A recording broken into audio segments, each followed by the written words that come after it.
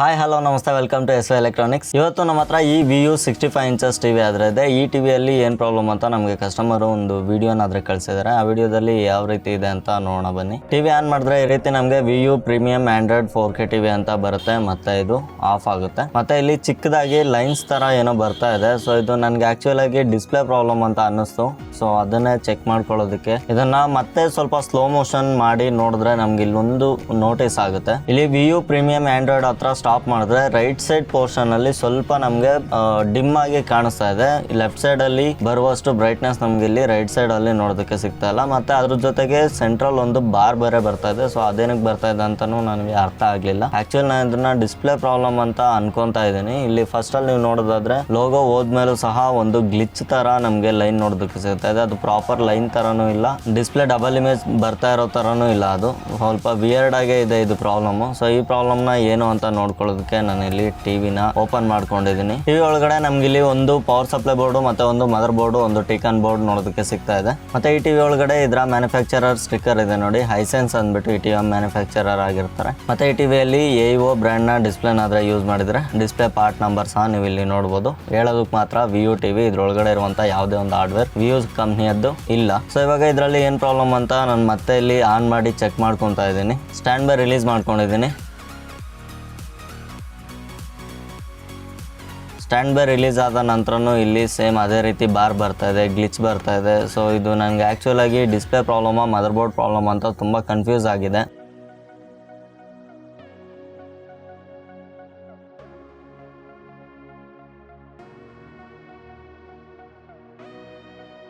So ಇದರಲ್ಲಿ ನಾನು ಏನು ಮಾಡಿದೆ ಅಂದರೆ ಫಸ್ಟ್ ಒಂದ್ಸರಿ ಬ್ಯಾಕ್ಲೈಟ್ ಟೆಸ್ಟರಲ್ಲಿ ಇದನ್ನ ಬ್ಯಾಕ್ಲೈಟ್ ಚೆಕ್ ಮಾಡ್ಕೊಂಡೆ. ಬ್ಯಾಕ್ಲೈಟ್ ಒಂದು ಸೆಟ್ ಓಕೆ ಇತ್ತು, ಒಂದು ಸೆಟಲ್ಲಿ ಪ್ರಾಬ್ಲಮ್ ಇತ್ತು. ಸೊ ಮೇ ಬಿ ಬ್ಯಾಕ್ಲೈಟ್ ಏನಾದರೂ ಇಶ್ಯೂ ಇರ್ಬೋದಾ ಅಂತ ಕನ್ಫರ್ಮ್ ಮಾಡ್ಕೊಳ್ಳೋದಕ್ಕೆ ಇಲ್ಲಿ ಟಿವಿನ ಓಪನ್ ಮಾಡ್ತಾ ಇದ್ದೀನಿ. ಫ್ರಂಟ್ ಫ್ರೇಮ್ಗೆ ನೀವು ನೋಡ್ದಂಗೆ ಇಲ್ಲಿ ಕೆಳಗಡೆ ತುಂಬ ಸ್ಕ್ರೂಸ್ ಇದೆ. ಈ ಸ್ಕ್ರೂಗಳನ್ನೆಲ್ಲ ಓಪನ್ ಮಾಡಬೇಕಾಗುತ್ತೆ. ಈ ಸ್ಕ್ರೂಸ್ನ ಓಪನ್ ಮಾಡಿದ್ಮೇಲೆ ನಮಗೆ ಸುತ್ತಲೂ ಇರುವಂಥ ಟೋಟಲ್ ಫ್ರಂಟ್ ಫ್ರೇಮ್ ಓಪನ್ ಆಗುವಂಥದ್ದು.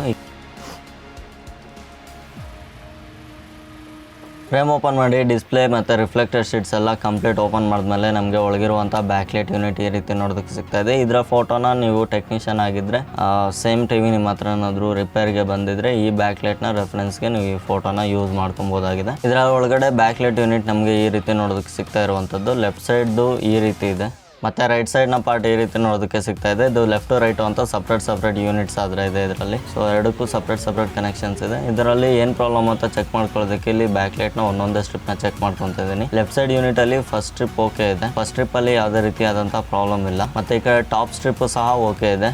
ಮೇಲ್ಗಡೆಯಿಂದ ಒಂದೊಂದೇ ಸ್ಟ್ರಿಪ್ನ ಚೆಕ್ ಮಾಡ್ಕೊತಾ ಬರ್ತಾ ಇದ್ದೀನಿ. ಎಲ್ಲ ಸ್ಟ್ರಿಪ್ಸು ಆಲ್ಮೋಸ್ಟ್ ಇದರಲ್ಲಿ ಓಕೆ ಇದೆ. ನನಗೆ ಲೆಫ್ಟ್ ಸೈಡ್ ಯೂನಿಟಲ್ಲಿ ಯಾವುದೇ ರೀತಿಯಾದಂಥ ಪ್ರಾಬ್ಲಮ್ ನೋಡೋದಕ್ಕೆ ಸಿಗಲಿಲ್ಲ. ಆ್ಯಕ್ಚುಲಿ ಇದರಲ್ಲಿ ನನಗೆ ಪ್ರಾಬ್ಲಮ್ ಬಂದುಬಿಟ್ಟು ರೈಟ್ ಸೈಡಲ್ಲಿ ನೋಡೋದಕ್ಕೆ ಸಿಕ್ತು. ನೀವು ಇಲ್ಲಿ ನೋಡ್ಬೋದು, ಈ ಫಸ್ಟ್ ಸ್ಟ್ರಿಪ್ ಓಕೆ ಇದೆ, ಸೆಕೆಂಡ್ ಸ್ಟ್ರಿಪ್ ಓಕೆ ಇದೆ. ಈ ಥರ್ಡ್ ಸ್ಟ್ರಿಪ್ಪಲ್ಲಿ ನನಗೆ ಪ್ರಾಬ್ಲಮ್ ಆದರೆ ಸಿಕ್ಕಿದೆ. ಮತ್ತು ಇಲ್ಲಿ ಫೋರ್ತ್ ಸ್ಟ್ರಿಪ್ ಓಕೆ ಇದೆ, ಫಿಫ್ತ್ ಸ್ಟ್ರಿಪ್ಪು ಸಹ ಓಕೆ ಇದೆ. ಮತ್ತು ಇಲ್ಲಿ 6ನೇ ಸ್ಟ್ರಿಪ್ಪು ಸಹ 100% ಓಕೆ ಇದೆ. ಈ ಥರ್ಡ್ ಸ್ಟ್ರಿಪ್ಪಲ್ಲಿ ಏನು ಪ್ರಾಬ್ಲಮ್ ಅಂತ ಒಂದೊಂದೇ LED ಚೆಕ್ ಮಾಡಿ ನೋಡ್ಕೊತಾ ಇದ್ದೀನಿ. ನೀವು ಇಲ್ಲಿ ನೋಡ್ಬೋದು, ಒಂದೇ ಒಂದು ಸಿಂಗಲ್ LED ಮಾತ್ರ ಇದರಲ್ಲಿ ಡಿಫೆಕ್ಟ್ ಆದರೆ ನೋಡೋದಕ್ಕೆ ಸಿಗ್ತಾ ಇದೆ. ಇವಾಗ ಆ ಒಂದು LED ಮಾತ್ರ ನಾನಿಲ್ಲಿ ಜಂಪರ್ ಹಾಕ್ಕೊಂಡು ಚೆಕ್ ಮಾಡ್ಕೊತಾ ಇದ್ದೀನಿ, ಬ್ಯಾಕ್ಲೈಟ್ ಇಶ್ಯೂನ ಬೇರೆ ಏನಾದರೂ ಇಶ್ಯೂ ಇದೆಯಾ ಅಂತ. ಸೊ ಇವಾಗ ಒಂದು LEDಗೆ ಮಾತ್ರ ನಾನು ಜಂಪರ್ ಹಾಕ್ಕೊಂಡು ಇಲ್ಲಿ ಯೂನಿಟ್ನ ಆನ್ ಮಾಡ್ಕೊಂಡಿದ್ದೀನಿ. ಆ ಒಂದು LED ಬಿಟ್ಟು ಮಿಕ್ಕಿದ್ದೆಲ್ಲ LEDs ಓಕೆ ಇದೆ, ಮಿಕ್ಕಿದ್ದೆಲ್ಲ LEDs ವರ್ಕಿಂಗ್ ಇದೆ. ಸೊ ವರ್ಕಿಂಗ್ ಇದೆ ಅಂದ ಮಾತ್ರಕ್ಕೆ ಇದು 100% ವರ್ಕಿಂಗ್ ಇದೆ ಅಂತ ಹೇಳೋದಕ್ಕಾಗೋದಿಲ್ಲ. ನೀವು ಇಲ್ಲಿ ನೋಡ್ಬೋದು, ಒಂದು LEDನ ಮಾತ್ರ ಜಂಪ್ ಹೊಡೆದಿದ್ದೀನಿ. ಸೊ ಅದಕ್ಕೋಸ್ಕರ ಇದು ಕಂಪ್ಲೀಟ್ ಸೀರೀಸ್ ಕನೆಕ್ಷನಲ್ಲಿ ಇರೋದ್ರಿಂದ ಈ ಕಂಪ್ಲೀಟ್ LED ಸರ್ಕ್ಯೂಟ್ ಆದರೆ ವರ್ಕ್ ಆಗ್ತಾಯಿದೆ. ಸೊ ಇವಾಗ ಇದನ್ನು ಇದೇ ರೀತಿ ಫಿಕ್ಸ್ ಮಾಡ್ಬೋದಾ ಅಂದರೆ ಇದನ್ನು 100% ನಾನು ರೆಕಮೆಂಡ್ ಮಾಡೋದಿಲ್ಲ. ಸೊ ಅದಕ್ಕೋಸ್ಕರ ಇದು ಆಲ್ಮೋಸ್ಟ್ ಒಂದು 3 years ಓಲ್ಡ್ ಟಿವಿ ಆಗಿರೋದ್ರಿಂದ ಇದರಲ್ಲಿ ಇರೋ ಎಲ್ಲ LEDಸು ಆಲ್ಮೋಸ್ಟ್ ವೀಕ್ ಆಗಿರುತ್ತೆ. ಯಾವುದೋ ಒಂದು LED ಮಾತ್ರ ಇದು ಟ್ರಿಗರ್ ಆಗಿ ಹೋಗಿರುತ್ತೆ. ಸೊ ಅದಕ್ಕೋಸ್ಕರ ಆ ಒಂದು LEDನ ಮಾತ್ರ ಜಂಪ್ ಹೊಡೆದು ಮಿಕ್ಕಿದ್ದ LEDಸ್ನ ಸೇಮ್ 3 years ಲೈಫ್ಗಾದರೆ ರನ್ ಮಾಡೋದಕ್ಕಾಗೋದಿಲ್ಲ. ಮ್ಯಾಕ್ಸಿಮಮ್ ಒಂದು 1 week ಆ ಥರ ಬಂದು ಅದು ಮತ್ತೆ ಅದರಲ್ಲಿ ಯಾವುದಾದ್ರೂ ಬೇರೆ LED ಹೋಗೋ ಚಾನ್ಸಸ್ ಇರುತ್ತೆ. ಅದಕ್ಕೋಸ್ಕರ ನಾನು ಇಲ್ಲಿ ಕಂಪ್ಲೀಟ್ ಎಲ್ಲ ಸ್ಟ್ರಿಪ್ಗಳನ್ನು ಓಪನ್ ಮಾಡಿಕೊಂಡು ಇಲ್ಲಿ ಹೊಸ ಯೂನಿಟ್ನಾದರೆ ಇದರಲ್ಲಿ ಹಾಕ್ತಾಯಿದ್ದೀನಿ. ಹೊಸ ಬ್ಯಾಕ್ಲೈಟ್ ಸ್ಟ್ರಿಪ್ಸ್ನ ಇದರಲ್ಲಿ ಇನ್ಸ್ಟಾಲ್ ಮಾಡ್ಕೊತಾ ಇದ್ದೀನಿ. ಇಲ್ಲಿ ನೋಡ್ಬೋದು, ಇಲ್ಲಿರೋದೆಲ್ಲ ಫುಲ್ ಹಳೆ LED ಸ್ಟ್ರಿಪ್ಸ್ ಆಗಿರುತ್ತೆ. ಯಾವುದೇ ಟಿವಿ ಆಗಿರ್ಬೋದು, ಈ ರೀತಿ ಒಂದ್ಸರಿ LED ಬ್ಯಾಕ್ಲೈಟ್ ಪ್ರಾಬ್ಲಮ್ ಬಂದಮೇಲೆ ನಾವು ಮತ್ತೆ ಅದನ್ನೇ ರೆಡಿ ಮಾಡೋದಕ್ಕಂತೂ 100% ಆಗೋದಿಲ್ಲ. ಒಂದ್ಸರಿ ಬ್ಯಾಕ್ಲೈಟ್ ಯೂನಿಟಲ್ಲಿ ಏನಾದರೂ ಪ್ರಾಬ್ಲಮ್ ಇದೆ ಅನ್ನೋದಾದರೆ ಕಂಪ್ಲೀಟ್ LED ಸ್ಟ್ರಿಪ್ಸ್ನೆಲ್ಲ ರೀಪ್ಲೇಸ್ ಮಾಡಲೇಬೇಕಾಗುತ್ತೆ. ಅದರಿಂದನೇ ನಮ್ಮ ಕಸ್ಟಮರ್ಗೆ ಜಾಸ್ತಿ ಲೈಫ್ ಅನ್ನೋದು ಸಿಗುತ್ತೆ. ಇಲ್ಲಿ ನೋಡ್ಬೋದು ಎಲ್ಲ ಹೊಸ LED ಸ್ಟ್ರಿಪ್ಸ್ನು ಹಾಕ್ಕೊತಾ ಇದ್ದೀನಿ. ಇದರಲ್ಲಿ ಟೋಟಲ್ 12 ಸ್ಟ್ರಿಪ್ಸ್ ಇದ್ದಾವೆ. ಸೊ 12 ಸ್ಟ್ರಿಪ್ಸ್ನು ನಾನು ಎಲ್ಲ ಹಾಕ್ಕೊತಾ ಇದ್ದೀನಿ. ಸೊ ಇದನ್ನು ಇನ್ಸ್ಟಾಲೇಷನ್ ಮಾಡೋವಂಥ ಪದ್ಧತಿ ಸ್ವಲ್ಪ ಡಿಫ್ರೆಂಟ್ ಆಗಿರುತ್ತೆ. ಅದು ಏನಕ್ಕೆ ಅಂತ ನಾನು ಮುಂದೆ ಹೇಳ್ತೀನಿ. ಇವಾಗ ಎಲ್ಲ ಕನೆಕ್ಟರ್ಸ್, ಎಲ್ಲ ಬ್ಯಾಕ್ಲೈಟ್ ಸ್ಟ್ರಿಪ್ಸ್ಗೂ ಕನೆಕ್ಟರ್ಸ್ನಾದರೆ ಹಾಕ್ಕೊತಾ ಇದ್ದೀನಿ. ಇವಾಗ ಎಲ್ಲ ಹೊಸ ಬ್ಯಾಕ್ಲೈಟ್ ಸ್ಟ್ರಿಪ್ಸ್ಗೆ ಕನೆಕ್ಟರ್ಸ್ನ ಹಾಕ್ಕೊಂಡು ಒಂದ್ಸರಿ ಆನ್ ಮಾಡಿ ನೋಡ್ಕೊಳ್ಳೋಣ. ಸೊ ಹೊಸ ಬ್ಯಾಕ್ಲೈಟ್ ಹಾಕಿದ್ಮೇಲೆ ನಮಗೆ ಏನೂ ಪ್ರಾಬ್ಲಮ್ ಬರಬಾರ್ದು. ಸೊ ಅದನ್ನು ನಾನಿಲ್ಲಿ ಚೆಕ್ ಮಾಡ್ಕೊಳ್ಳೋದಕ್ಕೆ ಬ್ಯಾಕ್ಲೈಟ್ಸ್ನೆಲ್ಲ ಹಾಕಿ ಒಂದ್ಸರಿ ಟಿವಿನಾದರೂ ಆನ್ ಮಾಡ್ಕೊಂಡಿದ್ದೀನಿ. ಬ್ಯಾಕ್ಲೈಟ್ ಯೂನಿಟ್ ಎಲ್ಲ ಕಂಪ್ಲೀಟ್ ವರ್ಕಿಂಗ್ ಇದೆ.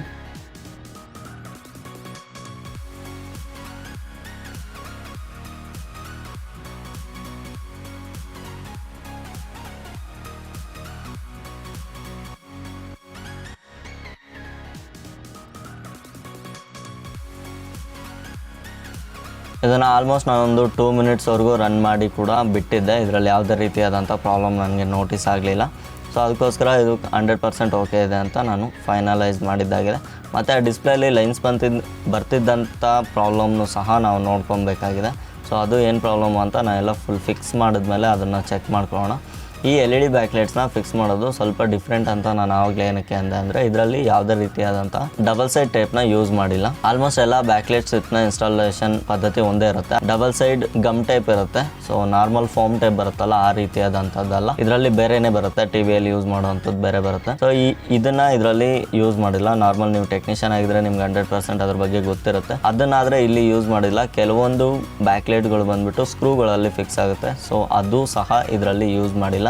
ಸ್ಕ್ರೂನು ಇಲ್ಲ ಮತ್ತು ಡಬಲ್ ಸೈಡ್ ಟೇಪು ಇಲ್ಲ ಅಂದರೆ ಇದನ್ನು ಯಾವ ರೀತಿ ಫಿಕ್ಸ್ ಮಾಡೋದು ಅಂತ ನಿಮಗೆ ಡೌಟ್ ಆಗಿರ್ಬೋದು. ಇದರಲ್ಲಿ ಆ್ಯಕ್ಚುಲಿ ಸಿಲಿಕಾನ್ನ ಯೂಸ್ ಮಾಡಿದ್ರೆ ಆಲ್ಮೋಸ್ಟ್ 10-12 ಇಯರ್ಸ್ ಬಿಫೋರ್ ಬರ್ತಿದ್ದಂಥ ವಿಡಿಯೋಕಾನ್ ಟಿವಿ LED ಟಿವಿಗಳಲ್ಲಿ ಈ ಸಿಲಿಕಾನ್ ಆದರೆ ಯೂಸ್ ಮಾಡ್ತಾಯಿದ್ರು. ಸೊ ಇದರಲ್ಲೂ ಸೇಮ್ ಅದೇ ರೀತಿಯಾದಂಥ ಸಿಲಿಕಾನ್ನ ಯೂಸ್ ಮಾಡಿದ್ದಾರೆ. ಸೊ ಇವಾಗ ಇದಕ್ಕೆ ಸಿಲಿಕಾನ್ ಆದರೆ ಹಾಕ್ಕೊತಾ ಇದ್ದೀನಿ. ಸಿಲಿಕಾನ್ ಹಾಕೋದ್ರಿಂದ ನಮಗೆ ಒಂದು ಒಳ್ಳೆ ಬೆನಿಫಿಟ್ ಏನಂದರೆ LED ಬೇಗ ಹೀಟ್ ಸಹ ಆಗೋದಿಲ್ಲ.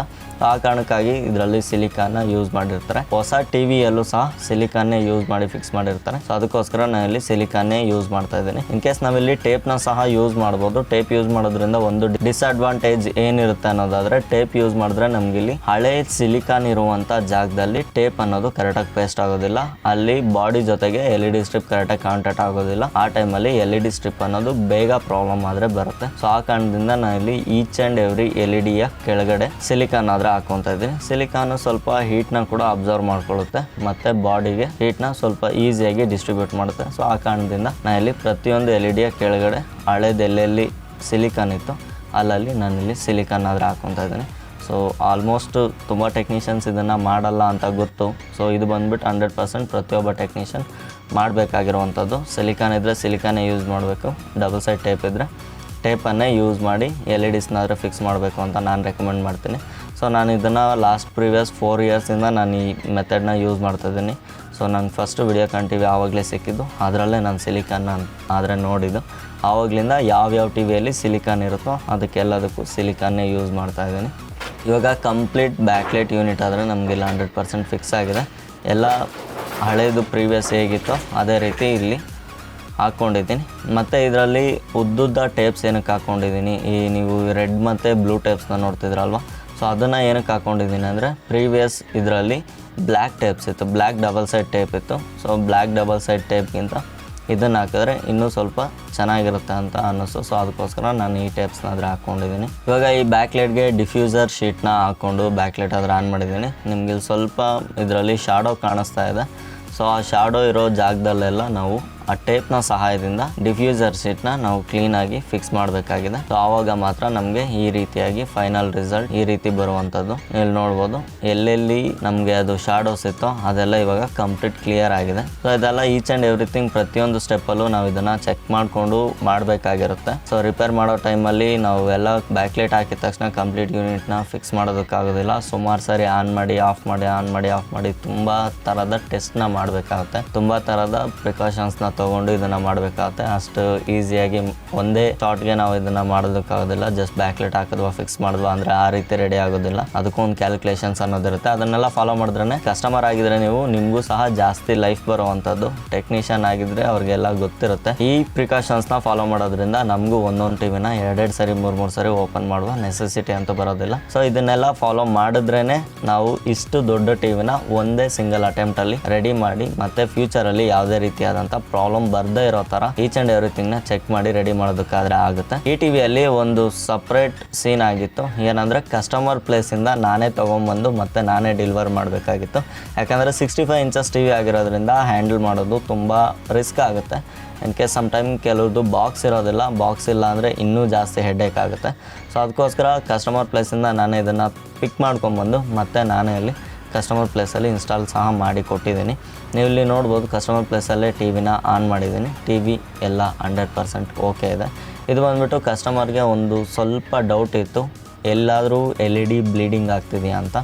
ಸೊ ಬ್ಲೀಡಿಂಗ್ ಆಗುತ್ತೆ ಅಂತ ನಾವು ಅನ್ಕೊಬೋದು. ಸೊ ತುಂಬ ಟಿ ವಿಸ್ಗಳಲ್ಲಿ ಈ ಪ್ರಾಬ್ಲಮ್ ಇರುತ್ತೆ. LEDs ಹಾಕಿದ್ಮೇಲೆ ಬ್ಲೀಡಿಂಗ್ ಆಗೋದು, ರಿಫ್ಲೆಕ್ಟೆಡ್ ಶೀಟಲ್ಲಿ ಏನಾದರೂ ಪ್ರಾಬ್ಲಮ್ ಬರೋದು ಅದೆಲ್ಲ ಕಾಮನ್ ಇರುತ್ತೆ.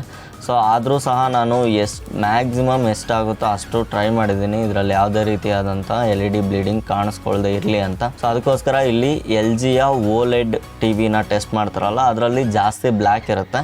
ಆ ಬ್ಲ್ಯಾಕ್ ಇರುವಂಥ ಪಿಕ್ಚರ್ಸು ನಾವು ಪ್ಲೇ ಮಾಡಿದ್ರೆ ನಮಗೆ LED ಬ್ಲೀಡಿಂಗ್ ಆಗೋದು 100% ಇದರಲ್ಲಿ ಕ್ಲಿಯರಾಗಿ ಗೊತ್ತಾಗುತ್ತೆ.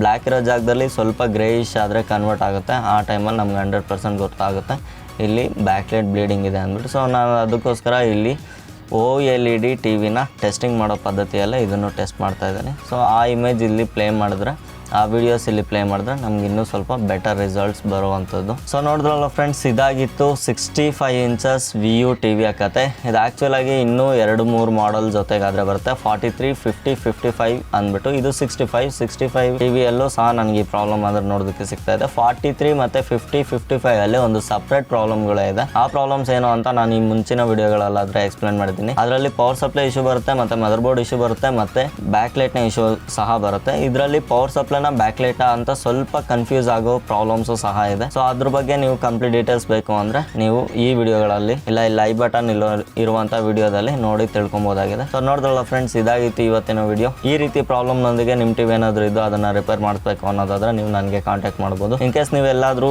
ಬೇರೆ ಕಡೆ ಇದ್ದು ನೀವು ಆಲ್ ಓವರ್ ಇಂಡಿಯಾ ಎಲ್ಲಾದರೂ ಇರಲಿ, ನಿಮಗೆ ಇದರ ಪಾರ್ಟ್ ಏನಾದರೂ ಬೇಕು ಅನ್ನೋದಾದರೆ ಇಲ್ಲಿರುವಂಥ ನಂಬರ್ಗೆ ಕಾಂಟ್ಯಾಕ್ಟ್ ಮಾಡಿ. ಮತ್ತು ಡಿಸ್ಕ್ರಿಪ್ಷನಲ್ಲಿ ನನ್ನ ವಾಟ್ಸಪ್ ಲಿಂಕ್ ಸಹ ಇದೆ, ನೀವು ಅಲ್ಲಿಂದ ಸಹ ನನ್ನ ಕಾಂಟ್ಯಾಕ್ಟ್ ಮಾಡ್ಬೋದು. ಆಲ್ ಓವರ್ ಇಂಡಿಯಾ ನಾವು ಇದನ್ನು ಪಾರ್ಟ್ನ ಕೊರಿಯರ್ ಥ್ರೂ ಕಳಿಸ್ಕೊಡ್ತೀವಿ. ನೆಕ್ಸ್ಟ್ ವಿಡಿಯೋದಲ್ಲಿ ಇದೇ ರೀತಿ ಇನ್ನೊಂದು ಇಂಟ್ರೆಸ್ಟಿಂಗ್ ಟಿವಿ ರಿಪೇರ್ ವಿಡಿಯೋ ಜೊತೆ ಆದರೆ ನಾನು ನಿಮ್ಮ ಮುಂದೆ ಇರ್ತೀನಿ. ನೆಕ್ಸ್ಟ್ ವಿಡಿಯೋದಲ್ಲಿ ಸಿಗೋಣ. ಅಲ್ಲಿವರೆಗೂ ಟೇಕ್ ಕೇರ್, ಬಾಯ್.